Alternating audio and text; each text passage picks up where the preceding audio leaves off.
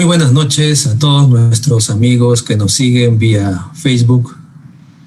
Un saludo muy especial de parte de la Escuela de Contabilidad. de parte de la Facultad de Ciencias Empresariales y de la Universidad Peruana Unión. Esta noche estamos reunidos aquí porque queremos tratar un tema bastante especial de la parte contable. Para esto hemos invitado a dos docentes que tienen mucha experiencia en esta área y permítanme presentarlos. En primer lugar, quiero presentar al doctor César Ames, docente de mucha experiencia, especialista en estos temas. Así que bienvenido, doctor. Buenas noches, saludo, agradezco la bienvenida en el trabajo de foro que hace la Universidad Peruana Unión. Me parece que es algo muy loable en el trabajo de capacitación profesional continua. Y encantado de participar en todas las actividades que tiendan a fortalecer la actividad profesional del contador público. Muchas gracias por su presencia, doctor. También voy a presentar a nuestro querido amigo, el magíster Miguel Valdivia, otro docente también con mucha experiencia. Bienvenido, profesor. Un gusto, muchas gracias, y acá atendiendo a la invitación y gustoso también de participar con los pocos conocimientos que tenemos. Gracias y bienvenido, profesor. Bueno, en esta noche el tema que vamos a tratar es la contabilidad, un sistema de información para la toma de decisiones. Todas las empresas, todos los negocios, todas las organizaciones requieren un sistema de contabilidad. ¿Por qué lo requieren? Porque necesitan información y la contabilidad les provee esa información. En esta noche queremos tratar algunos temas relacionados con la contabilidad, relacionados con la información que proporciona la contabilidad y, lógicamente, el resultado que son la toma de decisiones. Motivo por el cual, permítame empezar haciendo la primera pregunta. Voy a hacerle la primera pregunta al doctor César Ames. Preguntarle, si la contabilidad es histórica, ¿cómo nos puede ayudar a obtener información y utilizar esa información para la toma de decisiones? La información financiera es el resultado de un sistema que incluye documentos, registros, planes de cuentas, archivos, y en base a eso acumula en una primera parte que podríamos llamar teneduría, libros, toda la información o la data. Esa data debe ser presentada luego en una estructuración de acuerdo a un marco de información financiera. El último marco es el que tenemos este año, en 2020, que ha revisado varias cosas y entre ellas están las características de la información financiera. Tenemos que medir los activos, los pasivos, el patrimonio, los ingresos y los gastos. Cada uno de estos tiene lo que se dice una base de medición, que es el costo histórico. Las normas de contabilidad establecen cómo debe formalizarse la presentación, que es la parte significativa, si se quiere, de todo el trabajo acumulado en un ejercicio. Y esos estados financieros deben pues asumir esa cuestión en la presentación de los elementos que son el activo, el pasivo, patrimonio, ingresos y gastos. Y esa información histórica tiene una base de medición, y esa base de medición está en lo que llamamos principios o prácticas contables, que es una nota a los estados financieros. Y esa nota a los estados financieros tiene que explicar cómo es que aplicamos esa base de medición, cómo medimos los activos, cómo medimos los pasivos y en consecuencia cómo se mide el patrimonio. Asuntos importantes para la gente que participa en los mercados de valores. Conocer el real valor de cada negocio para ver cómo interactúa con otros. Entonces es una fuente esencial, como lo ha dicho el profesor Merlin Larsen, para tomar decisiones. Sabiendo lo que vale cada negocio, entonces podremos entrar a ver si participamos o no participamos en ese negocio. ¿Quiénes? Los inversionistas, esencialmente. Yo creo que ese es el punto esencial. Y bueno, los estados financieros van a mostrar esa información. Los estados financieros preparados de acuerdo a normas internacionales de información financiera, en nuestro caso. Gracias, doctor.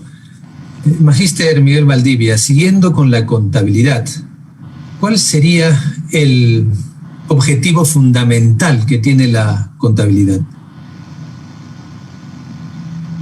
Bien, aquí, por ejemplo, tenemos que puntualizar dos escenarios, ¿no? Uno, aquí de repente podemos entrar en un poco de discusión, ¿no? Un hecho antes del COVID, que era una forma de ver la contabilidad y muy diferente a lo que estamos ahora con el COVID presente, pues, ¿no? Uno de los objetivos que tenemos de la contabilidad básicamente es proporcionar información sobre determinados hechos económicos, ¿no? Y financieros en una compañía, ¿no? Obviamente que estos hechos económicos, ¿no? Tienen que ser en forma ordenada, en forma clara, veraz, objetiva, ¿no? Y para eso, como decía el doctor Ames, ¿no? Están los principios, ¿no? Están las normativas, las normas internacionales de información financiera, que nos van a dar los parámetros para que estos sean registrados en forma clara y ordenada y puedan ser leídos con hechos históricos, podamos tomar decisiones para un futuro, ¿no? Pero hoy en día, ¿no? Ya durante COVID, no podemos hablar todavía post-COVID, ¿no? Creo que esos objetivos cambiaron un poco, ¿no? En nuestro país, ¿no? En el Perú, por ejemplo, nosotros estamos acostumbrados un poco a hacer una contabilidad tributaria, ¿no? Y uno de los objetivos que se tenía, que no está dentro de los parámetros contables o las normas contables, era básicamente poder tener un impacto lo menos grande o lo menos posible con un efecto contra la SUNAT, ¿no? Eso, por ejemplo, aunque esté mal, ¿no? Pero lamentablemente en la práctica muchos contadores, muchos colegas hacían más una contabilidad tributaria y todo lo que registraban estaba básicamente puesto en lo que decía la norma tributaria, ¿no? Pero dejaban de lado los principios, el marco conceptual, que era lo primero que partía para yo poder hacer una contabilización, y obviamente el plan de cuentas que tenemos, ¿no? Pero hoy en día ya esa contabilidad histórica ya no nos ayuda mucho, ¿no? Porque hoy día yo tengo que saber exactamente qué es lo que va a suceder, no exactamente, ¿no? Lo más cerca, lo posible, qué es lo que va a suceder a diciembre, cómo voy a terminar en diciembre, cuál va a ser mi flujo de caja, cuál van a ser la forma, cómo voy a mantener mis inventarios, ¿no? Y de esa forma yo poder tomar decisiones hoy día de lo que pueda suceder en un futuro, ¿no? Por ejemplo, las empresas no estábamos preparadas, o los contadores no estábamos preparados. Si uno analizaba, por ejemplo, en el mes de enero o febrero, cómo iban a ser los presupuestos o los estados financieros proyectados, nunca habíamos tomado una decisión diciendo, oye, por si acaso vamos a parar 4 o 5 meses, entonces tenemos que medir ese impacto dentro de la contabilidad, porque lamentablemente dentro de los principios la contabilidad es histórica, ¿no? Entonces se basa en hechos pasados.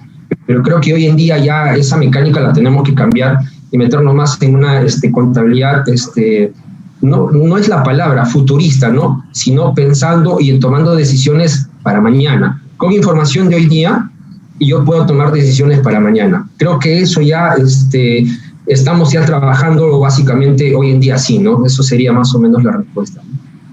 Gracias, magíster. Definitivamente la contabilidad en esta época ha variado, ha tenido algunos cambios, se ha adecuado a las circunstancias, pero que de todas maneras, antes y hoy, nos siguen informando, nos siguen dando información importante para que las personas encargadas puedan tomar sus decisiones. Doctor Ames, dentro de los estados financieros, que es una parte importante de la información que nos proporciona la contabilidad, ¿qué papel desempeñan las notas a los estados financieros en esa información?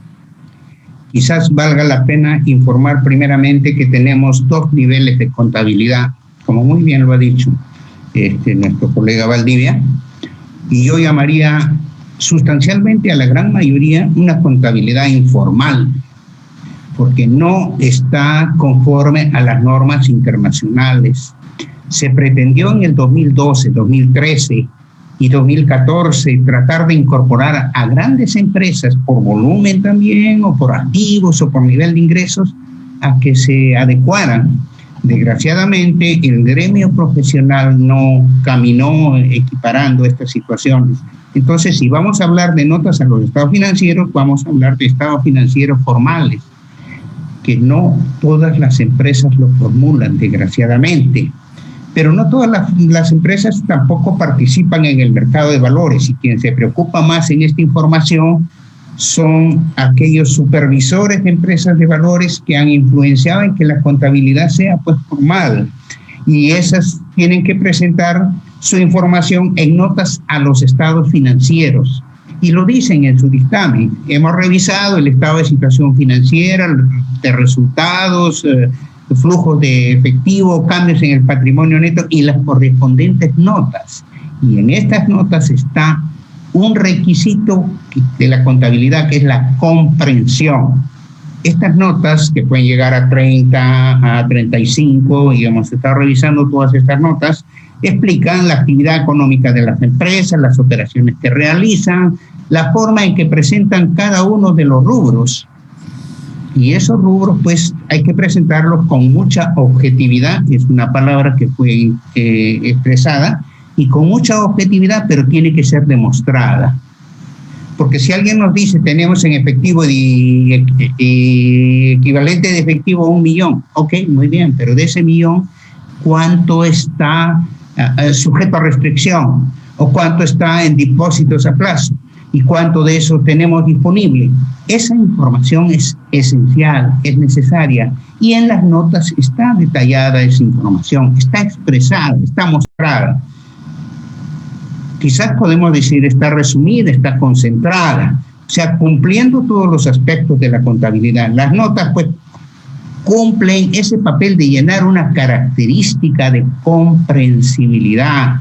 Alguien que maneja un negocio tiene que tener un entendimiento de cómo se hacen las operaciones, cuáles son las operaciones, qué componen los activos, qué componen los pasivos, qué representan las obligaciones, y cuándo utilizo ese estado financiero, o cuáles son los ingresos, cuáles son los costos y cuáles son los gastos, y qué índices se pueden obtener en cada uno de ellos, para ver 3 elementos esenciales que los vamos a ver seguramente en algún momento, que es la eficacia de la empresa, que es su eficiencia, si es o no es rentable y me interesa o no me interesa como inversionista, o bien también si la información que proporcionan es o no razonable. Con información razonable podemos tomar decisiones. Con información que no entendemos no podemos tomar decisiones. Y entonces se requiere toda una gama de información que ha ido creciendo con el tiempo, como es el caso de la expresión de los riesgos frente a cada situación. Entonces, las notas permiten que las personas que quieran tomar decisiones las revisen, las analicen y sepan exactamente qué es lo que hay. Como hemos revisado, exactamente puede ser que no sea la palabra y que sea lo más cercano a la realidad. La imagen de preferencia que sea más fiel a lo que está sucediendo, como un espejo, y que evite pues lo que significa la cosmetología, la ingeniería o algunos otros artificios que alteran la información. Yo creo que ese es el papel de las notas a los estados financieros, explicar claramente el contenido y la naturaleza de las operaciones de la empresa. Claro. Doctor, usted nos ha dado mucha información, nos ha dicho sobre indicadores, sobre detalles de información, sobre resultados de la gestión analíticamente presentados. Si yo abro un libro, voy de repente a internet o a una revista, Magíster Valdivia, encuentro que todos dicen, señalan, comentan que para tomar decisiones tenemos que basarnos en información que la obtenemos de la contabilidad. ¿Es así realmente?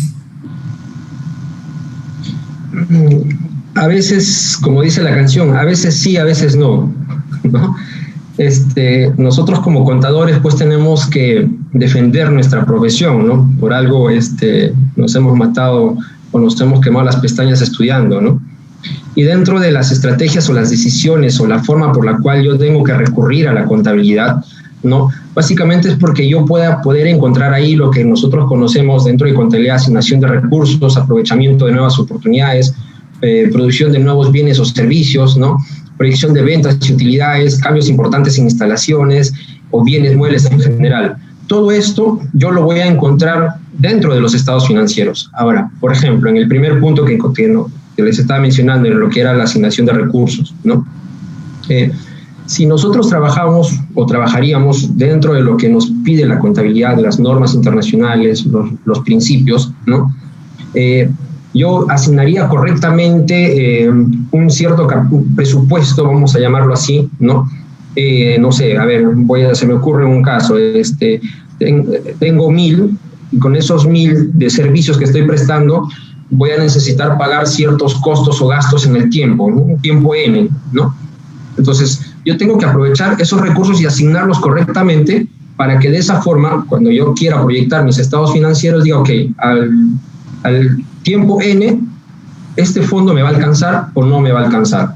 Si me alcanza, ok, perfecto, consigo nuevos recursos y de esa forma los voy a asignar para seguir manteniendo mi fuente y tener ganancias, ¿no?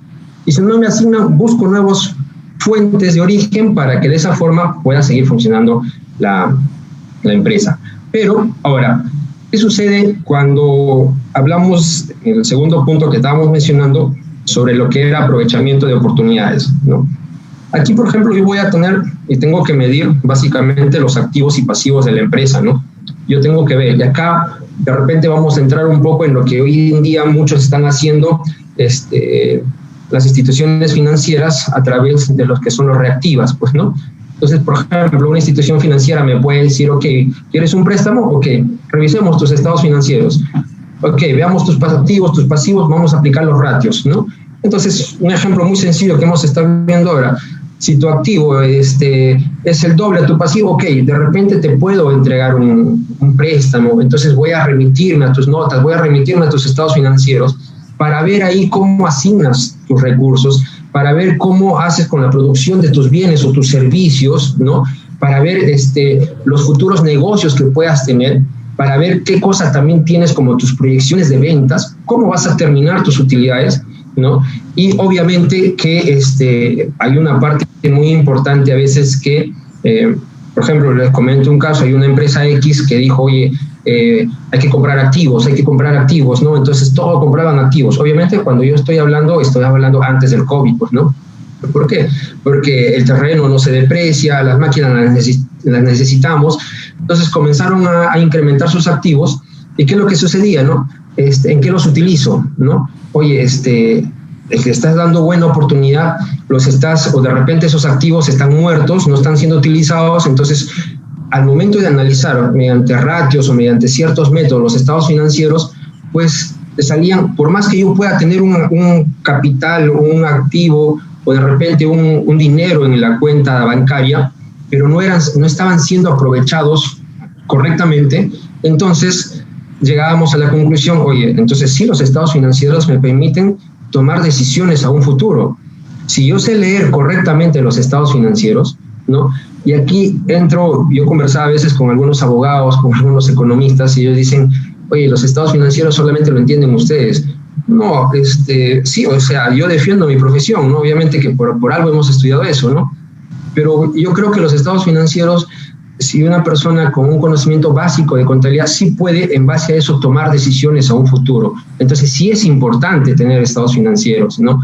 Porque yo no puedo endeudarme o pedir un préstamo o decir, oye, ¿sabes qué? Paramos la empresa o vamos a vender tantas cosas, si yo no sé exactamente, hoy día tomo una foto y digo cómo está la empresa y qué cosa es lo que espero a un futuro, ¿no? Obviamente, y aquí sí. ¿Aló? ¿Sí? Sí, profesor, siga, lo estamos escuchando.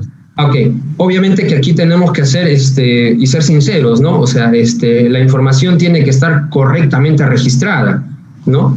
Porque si la información no está correctamente registrada, obviamente que con los estados financieros, al momento de revisarlos, mi toma de decisiones va a ser errada, ¿no? Entonces, hay un proceso. Por eso decíamos al inicio, ¿no? Uno de los objetivos de la contabilidad, ¿cuál era? Que sea registrada en forma ordenada, clara y sea entendible por cualquiera. Eso me va a permitir que mis estados financieros estén lo más transparentes y me permita tomar decisiones en un futuro. Yo no puedo tomar decisiones si no sé exactamente cómo estoy. Es como que yo me voy al médico y le digo, mira, me quiero ir de viaje, pero realmente me duele un poquito la cabeza, ¿no? Pero si yo no le digo exactamente al médico, o el médico no me hace una revisión, oye, un rayos X, el plan de cuentas, un análisis mediante toma de sangre, no sé, ¿no? Las notas a los estados financieros ahí, o sea, hago un paralelismo, ¿no? Entonces, eso le va a permitir al médico de decir, oye, sí, pues, si estás ok, entonces voy a decirte porque a futuro yo creo que no va a pasar nada. Pero si no sucede eso, pues obviamente nos metemos en un lío. Conozco muchas empresas que nunca tomaron importancia a los estados financieros, tomaban decisiones sobre estados financieros cocinados y obviamente que hoy día ya cerraron, pues, ¿no? Esa es la consecuencia a veces en la mala toma de decisiones, ¿no? Eso más o menos sería mi aporte. Gracias, profesor. Estamos entendiendo entonces que los estados financieros son los instrumentos que la contabilidad utiliza para poder informar a todos los interesados, ¿no? Vamos a señalar que es el producto final de la contabilidad. Y los usuarios van a poder tomar decisiones en base a esa información. Ahora, si yo ya tengo los estados financieros, doctor Ames, hay una palabrita que dice análisis financiero. Análisis financiero. ¿Yo puedo hacer análisis financiero en los estados financieros? Por supuesto que sí. Contaré un poco lo de esta semana, pero básicamente necesitamos dos cosas. Pongámonos en el caso de lo que estamos ahora en el COVID. Estados financieros que son resultado de una prueba rápida, indudablemente, si no son consistentes, si no son sólidos, no ayudan a nada, no sirven en la práctica, son referenciales, muy referenciales. Pero en cambio, si un estado financiero tiene la característica como esas pruebas moleculares que te da certeza de algo, entonces con esa certeza puedes tomar el análisis. Haciendo el análisis de 40 empresas que cotizan en el mercado de valores, por ejemplo, vemos que los gastos de administración no superan el 12%, oscilan entre el 10%, 11%, 12%. Entonces quiere decir que uno tiene que actuar con racionalidad como gerente, que tiene que conocer la información financiera y la contabilidad le va a servir. La contabilidad no es pues un aparato o es un sistema que hay que cumplir porque lo dice la ley, sino es un instrumento racional de control que tiene esas posibilidades de proyección al futuro. Claro que sí, por supuesto, se proyecta. Y esa es una característica de lo que significa lo que digamos que es una característica mostrada en el marco conceptual de la información financiera. Si yo tengo estas tendencias van a sostenerse más o menos en un futuro cercano. Y si tengo ciertas tendencias que son las condiciones actuales, el medio ambiente, los riesgos en que estamos, porque cada vez estamos en riesgos diferentes. Hemos tenido crisis en el 2002 y se modificaron mucho la información financiera. Hemos tenido crisis en el 2008 y dijeron no van a ocurrir estas cosas que ocurrieron con Enron y WorldCom como ejemplos y han seguido ocurriendo. Un ejemplo común para la validación y análisis en los estados financieros. Si yo tengo invertidos, y que es lo que ha ocurrido en lo último, 90 millones en un proyecto, yo tengo que esperar que por esos 90 millones voy a tener un bien, un activo, algo que me permita que sea equivalente a los 90 millones que he invertido. Pero si hacemos una visita, una inspección física y vemos que el producto que debía ser una obra que sirva, un ejemplo común, que sea pongámonos que transporte agua nomás, ¿no? Que es muy común lo que está desarrollándose con cosas actuales, y no transporta pero ni aire, ¿no? No soporta una presión de agua. Entonces es algo que no se ha invertido, que se ha desinvertido totalmente. Entonces, para el control de muchas empresas hay que ver pues, si realmente son activos, si los activos se convirtieron en activos. Entonces, es un control para las gerencias, es un control para la corrupción.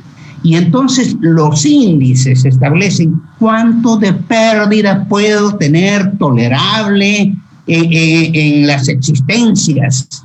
Habrán índices, pero si eso sobrepasa el índice, eso nos debe estar alertando de cómo es. Si los gastos van a subir sobre cierto límite, se supone que vamos a predecir que no vamos a tener resultados positivos. Y entonces el análisis de los estados financieros nos permite ver la efectividad. ¿Se lograron los resultados? Hay que ver eso en las operaciones que realiza la empresa.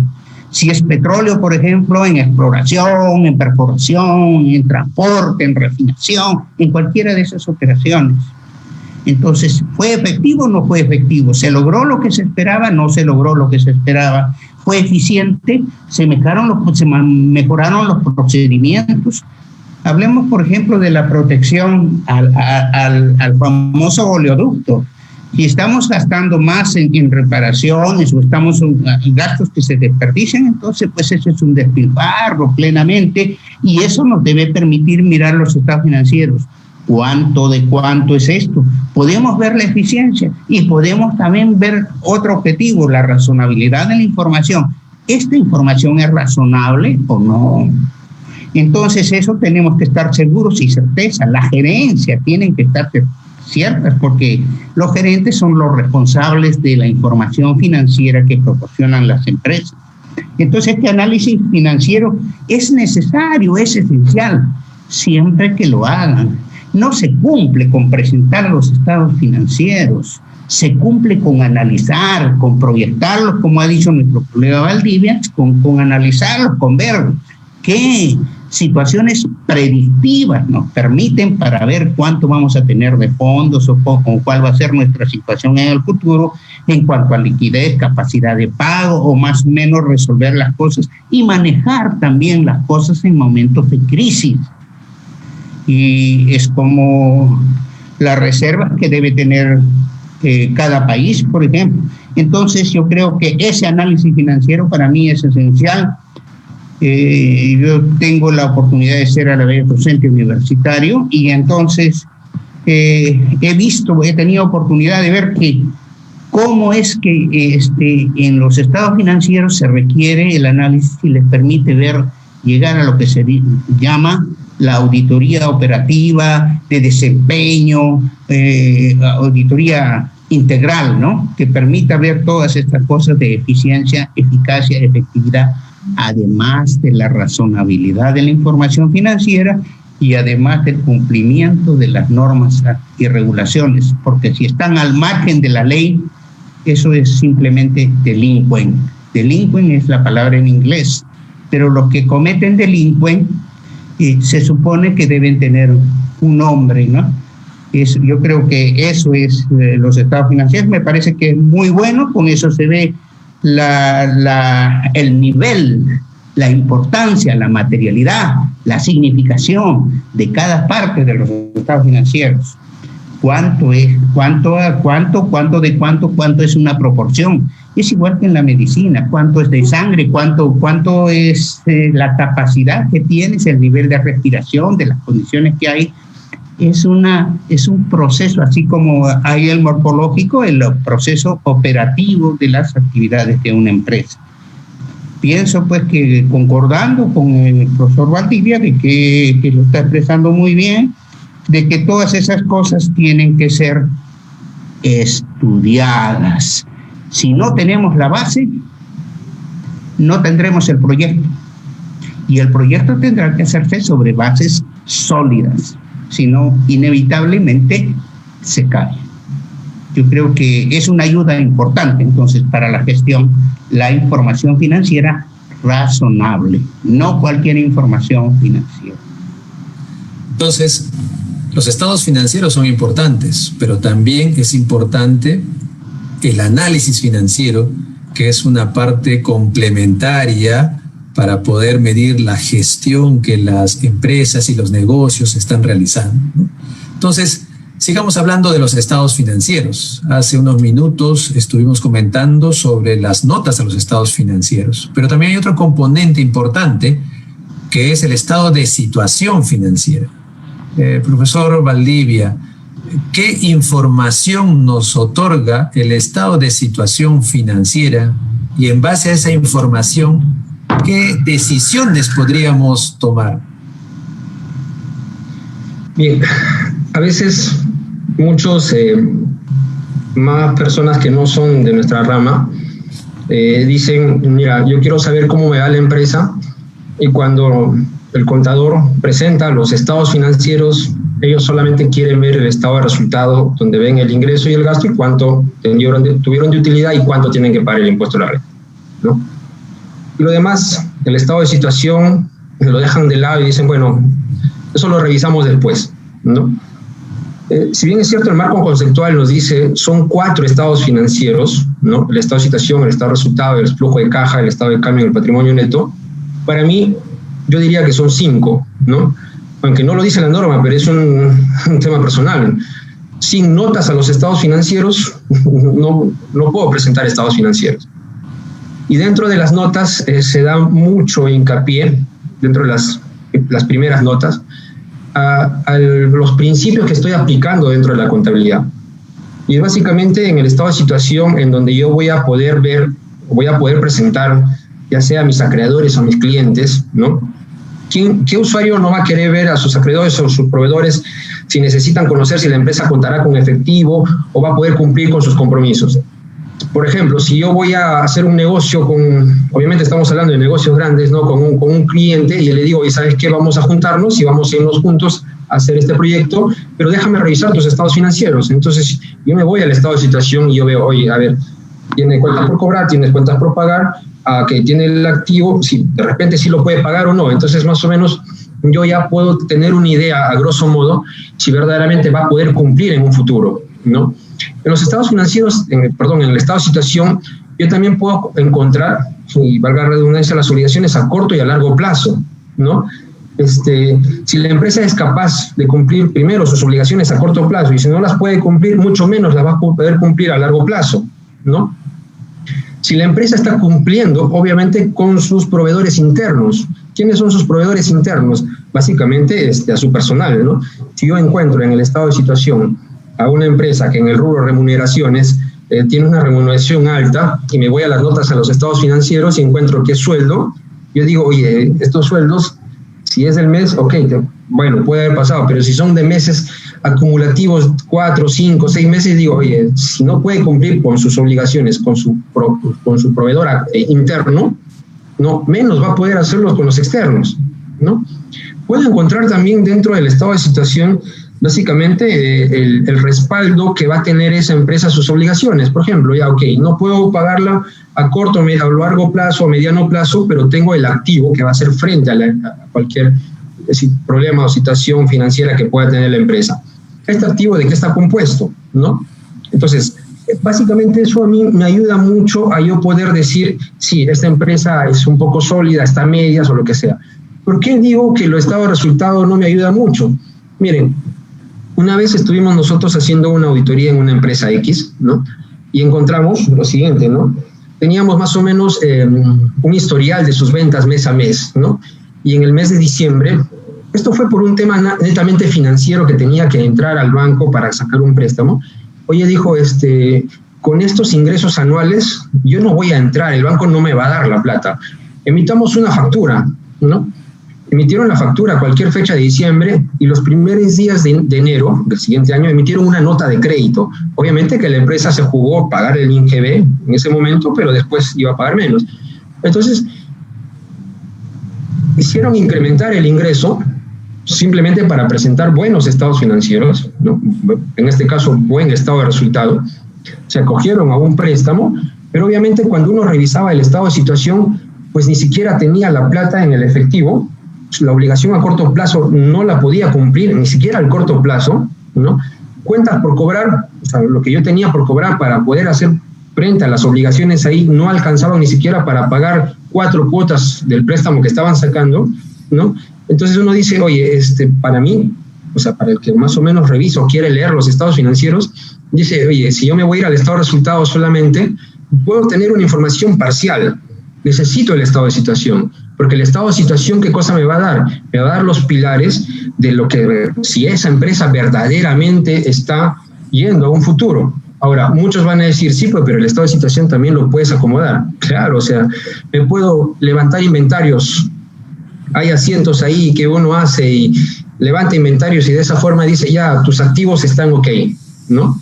Pero ya no vamos a llegar a ese extremo, estamos hablando de normas contables que son aplicadas correctamente, ¿no? Y verdaderamente al aplicar normas contables correctamente, al momento de leer el estado de situación, es la situación de la empresa en ese momento histórico que me ha permitido el acumulativo. No te olvides que el estado de situación es acumulativo de todo lo que sucede en la empresa. En cambio, el estado de resultado es el corte de ese año. Entonces, esa empresa ha ido acumulando activo, cuentas por cobrar. Si sus cuentas por cobrar son muy antiguas, hoy hay problemas de repente de decisión de gestión para que cobren a sus clientes. De repente sus cuentas por pagar son muy antiguas, ¿no? Oye, no tienen la plata para pagar. Sus inventarios de repente están años y años ahí guardados. Entonces no hay una buena política de compra de inventarios, ¿no? de la materia prima, de la mercadería. O de repente se han estoqueado demasiado y de esa forma entonces sus inventarios se acumularon y les creó un sobrecosto ahí, ¿no? Y así podemos pasarnos horas y horas revisando punto por punto de que verdaderamente el estado de situación, creo yo, es uno, desde el punto de vista financiero, es uno de los estados financieros un peldaño más arriba que los otros estados financieros, sin dejar de lado las notas a los estados financieros, claro está, ¿no? Gracias, Magíster Valdivia. Gracias, doctor Ames, por su participación. Queremos nosotros hacer un pequeño break. Vamos a pasar un video institucional y en unos poquísimos minutos regresamos para continuar con la parte final de este programa.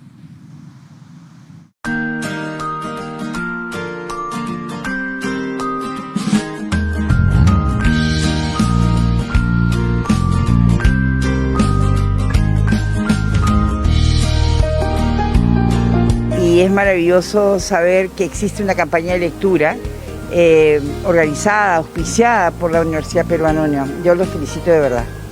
Leer es lo más hermoso que le puede pasar a un niño. Así que vamos, que el Perú sí lee.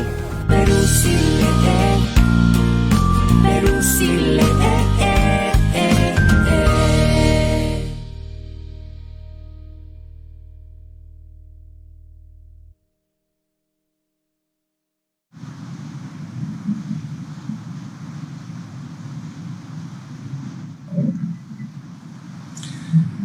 Muy buenas noches, estamos nuevamente en nuestro programa. Vamos a continuar con este tema importante, la contabilidad como un sistema de información para la toma de decisiones. Todas las empresas, todos los negocios necesitan información y la obtienen de la contabilidad. Pero también existen otros conceptos que muchas veces no llegamos a entender cuál es la relación que tiene con la contabilidad, inclusive para qué lo podríamos utilizar.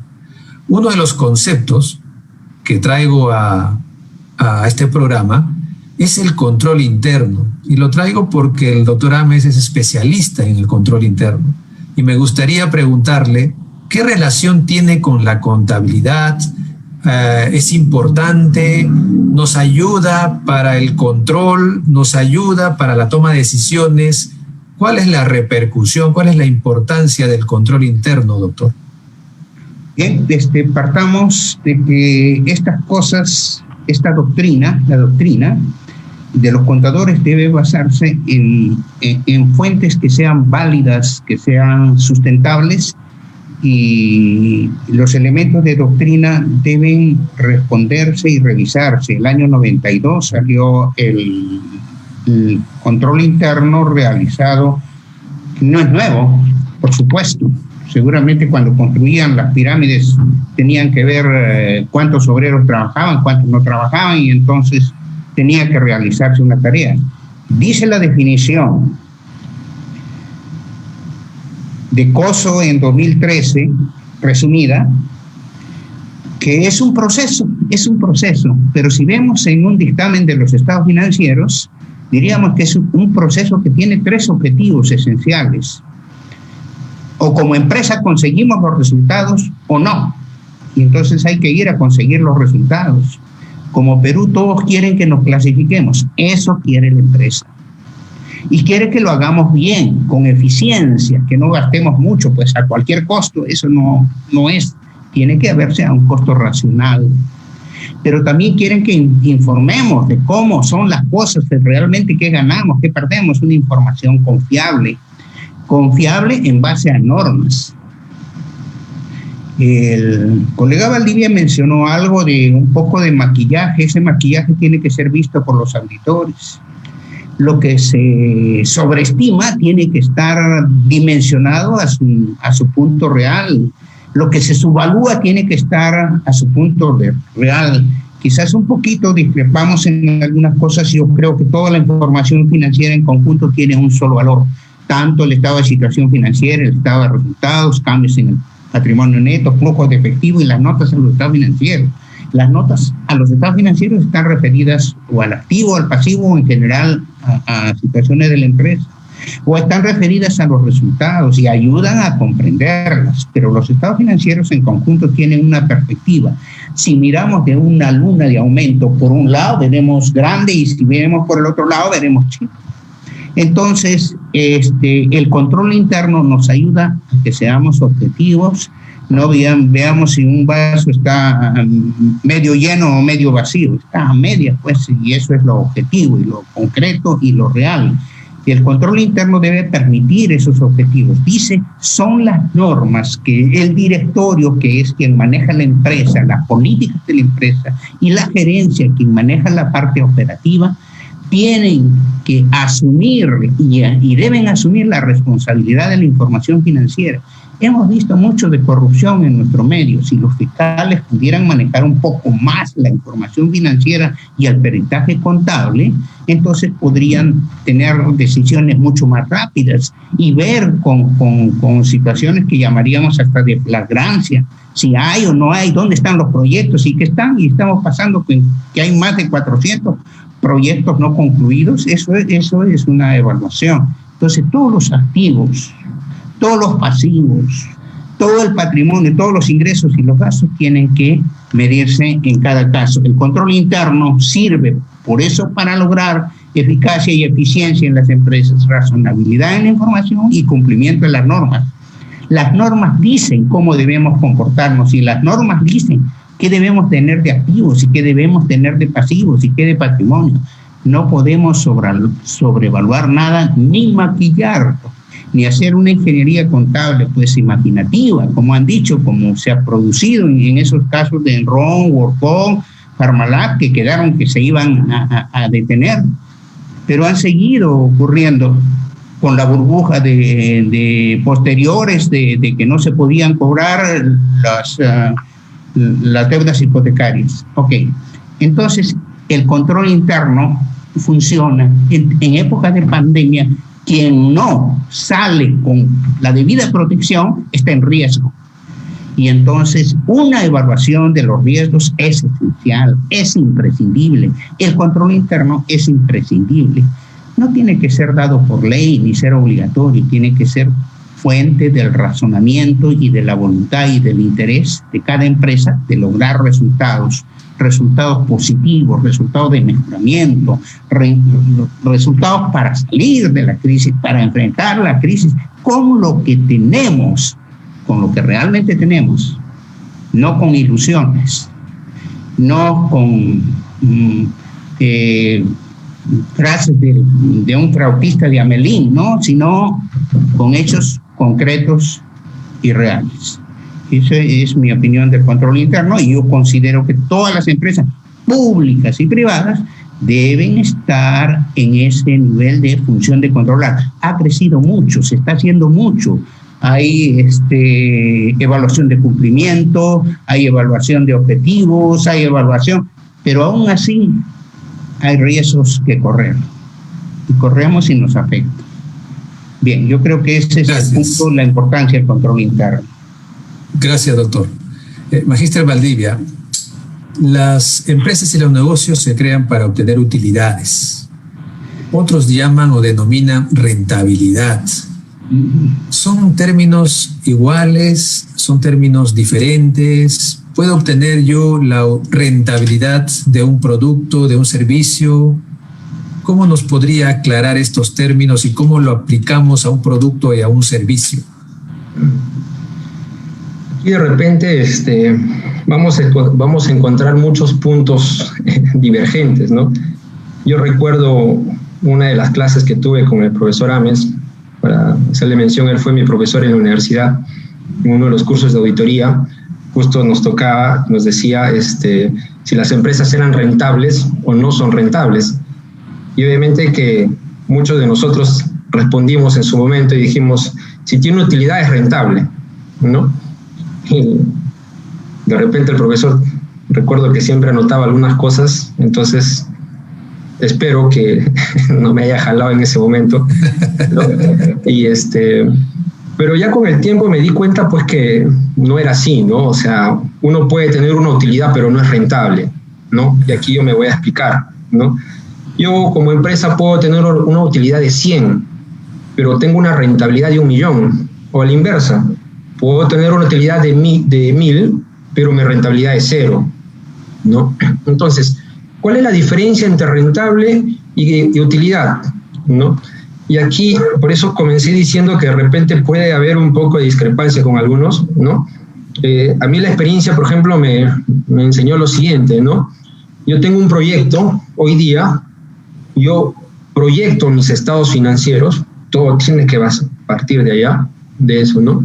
Elaboro mis presupuestos, hago mis proyecciones y determino que soy rentable, ¿no? Pero voy a ser rentable en el tiempo, no voy a ser rentable hoy día, ¿no?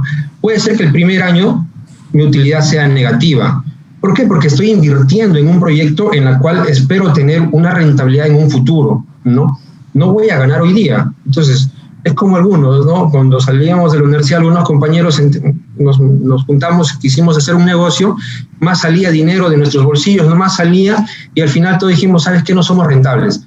No, o sea, la rentabilidad no se mide hoy día, la rentabilidad se va a medir mediante procesos, mediante presupuestos, mediante proyecciones, y aquí entramos muchas veces a lo que es la matemática financiera, ¿no? Mediante mi aplicación de fórmulas, ya sea el ROA, el RON, todos esos análisis que se pueden hacer. Entonces el VAR, ¿no? Entonces yo puedo decir, no es el VAR del fútbol, ¿no?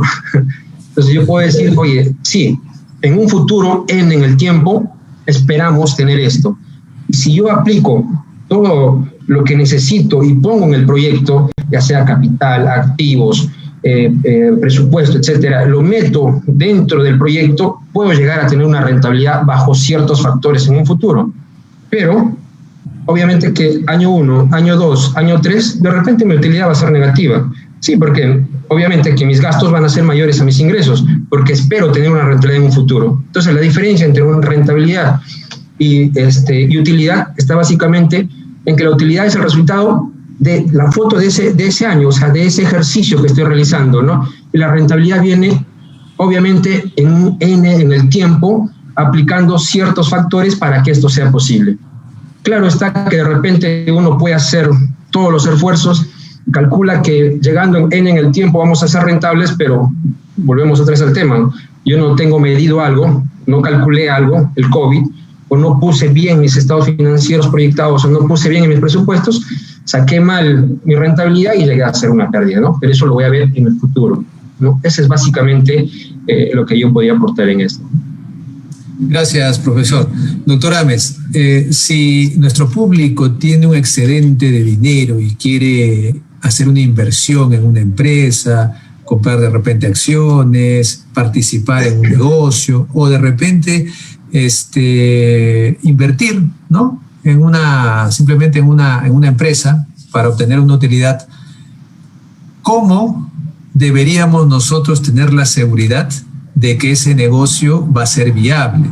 ¿Será recomendable invertir?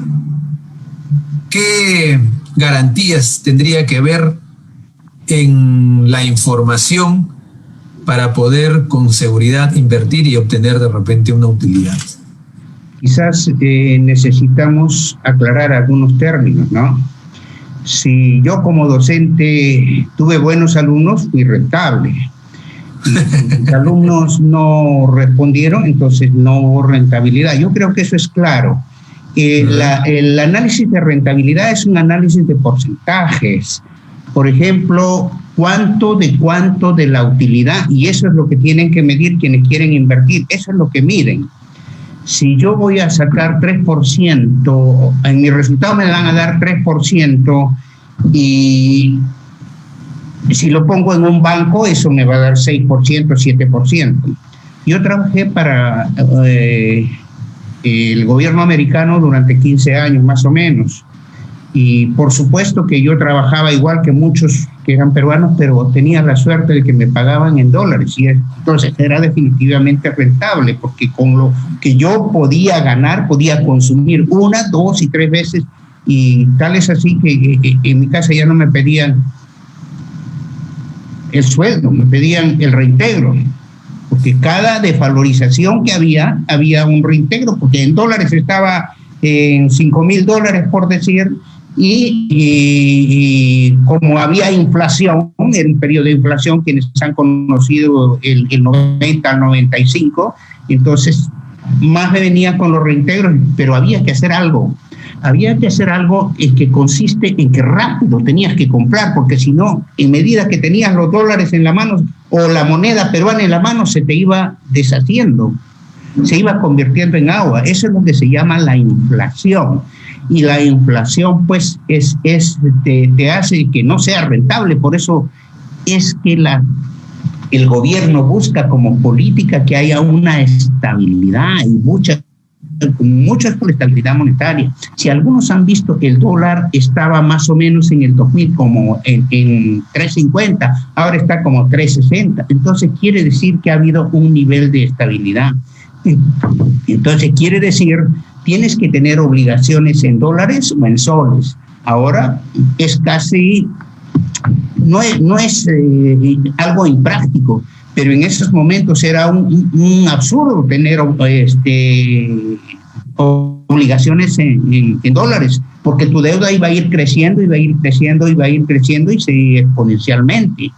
Y eso es lo que generan las situaciones de inflación. Y hemos tenido que comprar pan con 1 millón de soles. Casi todos, se hizo nuestros sueños, todos éramos millonarios, pero teníamos que ir a la boliviana, o sea, con niveles altos de inflación. Entonces, esos aspectos dan los criterios de rentabilidad. ¿Con qué inversión puedes conseguir cuánto? Entonces, eso está sujeto a inversiones que son, que tienen que ver con el riesgo, pues, y a menor riesgo, más seguridad. Entonces, yo quiero decir que en este caso sí que lo que busca el inversionista es cuánto, y lo dice en el estado de cambios en el patrimonio neto, está el resultado por acción. A mí no me cuente nada, va a decir el inversionista, a mí dígame cuánto me rindió la empresa. Y cada uno lo mide desde su perspectiva. Y el trabajador, a mí no me digas cuánto, dime cuánto es mi remuneración y cómo está, ¿no? Que cambiamos aquí, es como los convenios que se hacían con el petróleo. no me digas todo esto, sino cuánto, y lo hacen los economistas, cuánto es lo que va a obtener este proyecto de rentabilidad, y rentabilidad no solo económica, sino también rentabilidad social. ¿Cuánto de beneficio se va a obtener? Si no se va a obtener beneficio, no podemos tampoco dedicarnos a lo que es la bola de cristal. No, hay que hacer el análisis como lo hacen seguramente en el mercado de la Security Exchange Commission, el mercado del petróleo, según cómo está el API, cómo está el petróleo en el balance mundial, cómo está la ruta por Egipto, que fue la guerra de los 7 días que se hizo y que hizo cambiar el precio del petróleo de 50 a 100 dólares. Son cosas que tienen que ver con la geopolítica, los momentos. Y quizás todo esto de la pandemia tenga que ver con todos esos aspectos de rentabilidad que está buscando el gobierno americano y que los chinos también están buscando con la nueva tecnología de 5G, porque esa es la rentabilidad. ¿Qué hacemos para el futuro? Yo creo que ese es el tema. ¿Qué hemos construido para el futuro? Ese es el sueño de los gobiernos y de los gobernantes. Pero es un sueño, pues, que nadie puede predecir lo que vendrá en el futuro, porque estamos sujetos a riesgos. Quedemos en nuestra casa o salgamos de ella. Entonces tendremos que hacer un trabajo relacionado también con el control interno, la mitigación de riesgos o hacer otras cosas. Hay que actuar con prudencia, pero no se puede actuar de las dos cosas al mismo tiempo. Hay que buscar el equilibrio. Muchas gracias, doctor. Bueno, el tiempo nos ha ganado. Vamos a terminar con esta última pregunta para el magíster Valdivia. Preguntarle, así como hemos visto el control interno y cómo se relaciona con la contabilidad y que realmente es importante en el desarrollo contable, hay otro término que son los presupuestos. ¿Cómo se vinculan los presupuestos con la contabilidad? ¿Qué información nos brindan? ¿Es tan importante los presupuestos que podemos realizar y obtener también información importante para la toma de decisiones? Un presupuesto básicamente es el cálculo anticipado de los ingresos y gastos, ¿no? Obviamente esto tiene que estar relacionado con la actividad económica a la cual yo estoy dirigiendo el negocio, ¿no? Obviamente también que los presupuestos van a tener metas y objetivos que tienen que realizarse en el tiempo, ¿no? Pero lamentablemente pues a veces uno dice, ok, vamos a hacer un presupuesto y lo dejamos, en el mejor de los casos lo revisamos al final de año si hemos cumplido con el presupuesto, ¿no? Un ejemplo muy sencillo, de repente podemos ir haciéndolo muy simple esto, ¿no? En cada hogar tenemos que hacer un presupuesto. El casado tiene que tener su presupuesto para ver si sus ingresos van a alcanzar para cubrir sus necesidades básicas principalmente, ¿no? Y obviamente que si tiene un excedente puede decir, oye, entonces hagamos un viaje, hagamos esto, compremos esto, aquello, ¿no? Pero se está basando básicamente en un presupuesto, ¿no?